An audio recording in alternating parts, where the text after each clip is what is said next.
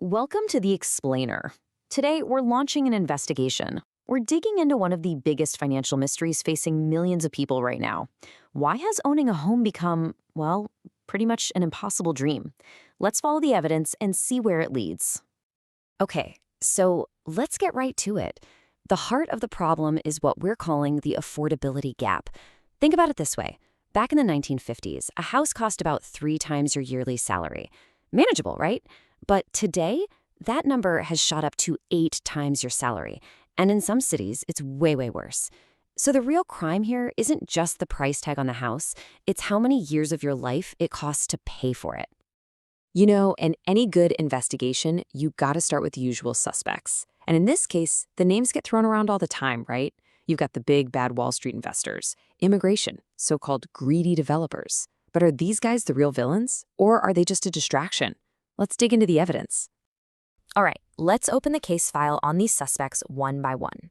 We're going to follow the money and the data to see what's fact and what's fiction. And we'll start with the one everyone loves to point the finger at, Wall Street. So the story goes something like this.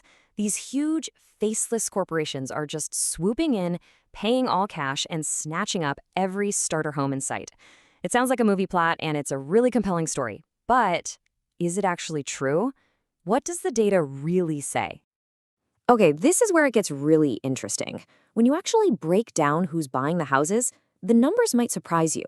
A whopping 75% of homes are sold to people just like you and me, owner-occupants, people who are actually going to live there. Then you've got about 22% going to small investors. Think your neighbor who owns a rental property. And those big, scary Wall Street firms we hear about? They're just a tiny sliver of the pie. Yeah, just 3%. Let that sink in. In most years, these massive corporations buy only 3% of the homes. So sure, they might have a big impact in a few specific neighborhoods, but the idea that they're the masterminds behind the entire national crisis, the evidence just doesn't support it. You could say Wall Street has a pretty solid alibi. All right, let's move on to the next suspect on our list, immigration. Now, it's true, more people means more demand for housing. That's just basic economics. But when you look at the numbers, its direct impact on price growth is pretty small. We're talking only about 3 to 5%. The other 95+%, that's driven by much bigger structural problems. So immigration is part of the story, for sure, but it's far from the main character. So if the usual suspects aren't the main culprits, where do we look next? Well, our investigation now pivots to the clues that have been hiding in plain sight this whole time. To really get to the bottom of this, we need to understand what's fundamentally different about housing today compared to a few decades ago. And our first big clue, it's the house itself. You see, we're not even comparing the same thing anymore. That classic 1950s starter home was, let's be honest, it was a tiny box. Under 1,000 square feet, one bathroom, that's it. Fast forward to today, and the so-called starter home is pushing 2,700 square feet. It's got multiple bathrooms, a 2-car garage, central AC, the works.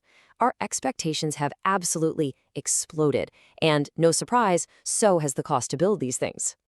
But there's an even bigger, kind of invisible factor at play here, the actual dirt the house sits on. The US population has doubled since the 50s, and most of us have crammed into a handful of big metro areas. So what happens? The land in those places becomes super scarce and ridiculously expensive. And if you're a builder and the plot of land alone costs you a fortune, you can't just build a tiny cheap house on it. You'd lose money. You have to build a big, expensive house just to make the math work. Okay, so we've looked at the evidence. We've mostly cleared the usual suspects. Our investigation is now pointing to one single primary driver of this whole crisis. And it's not a person. It's not a company. It's the rule book. This quote from our source really just says it all. If there is a true supervillain in the housing crisis, it's zoning and regulatory overreach. The argument here is that the real bad guy isn't some tycoon in a boardroom. It's this tangled mess of rules and red tape that has quietly made it almost impossible to build affordable homes anymore. And get this, just let this number sink in for a second. 25%. That means a full quarter of the price of a new home has nothing to do with wood or nails or the people who actually build it. Nope. 1/4 of the cost is just for paperwork, fees, and jumping through regulatory hoops. And if you want to see the smoking gun, look no further than this example from Minneapolis. The actual cost to build a modest home, we're talking materials and labor, was about $182,000. But by the time you add in all the government fees and regulatory costs, the final price jumped to $372,000. The price literally doubled because of red tape before anyone even moved in. So how does this even happen? Well, the source calls it death by 1,000 cuts. It's not one single thing. It's rules that say you must build a certain number of expensive parking spots. It's laws that set minimum lot sizes, basically making it illegal to build a small, affordable home. It's the crazy long permit processes that add months of delays and tons of cost. It all adds up, forcing builders to only construct big, expensive houses because it's the only way to turn a profit. Okay, so if our investigation has found the true culprit, the big question is, how do we stop it?